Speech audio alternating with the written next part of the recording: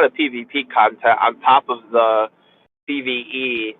The biggest thing that are going to turn people off about this game when they get the end game is that it's a Korean MMORPG, meaning there's a substantial grind and substantial RNG in upgrading your gear. Yeah, just like, well, that's like all MMOs. You grind a dungeon in hopes that you get what you're looking for. Yep. Yeah. The biggest difference is you grind a raid item drops. It is as it is, right? You get it, you're done.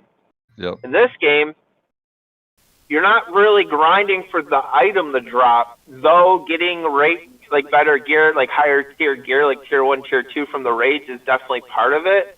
But what you're really doing is grinding for the resources you need to then RNG gamble your upgrades on your engravings.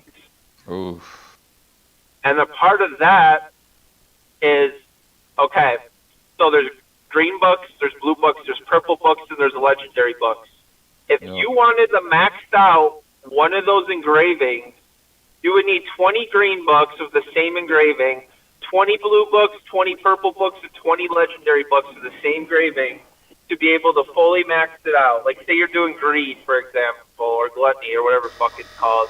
You would need 20 of each kind of book to max that out. And then when doing the actual engraving, there's this whole fucking game of where, okay, I have a 50% chance of success. I put that in the stat I want, right? It goes through great. Well, now I have a 25% chance. So now I'm going to click on a negative debuff that is given to my character, hoping it doesn't go through. The outpost against these infected attackers. It doesn't go through because it's 25%. Now it's 35 or 45%. Maybe I'll do it one more time. The end time.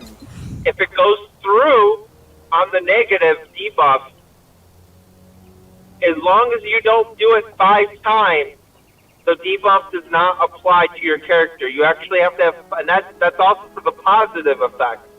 You have to get 5 engravings per passive skill for you to get the effect.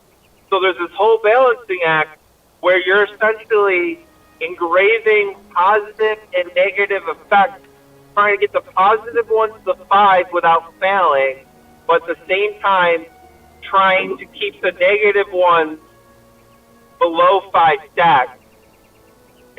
So there's a whole bunch of RNG there because you're having to put points in the negative ones to increase your chances of getting a positive effect. You get what I'm saying? I know that sounds really confusing. Yeah. I was watching a video on it yesterday. I know what you're talking about, but yeah.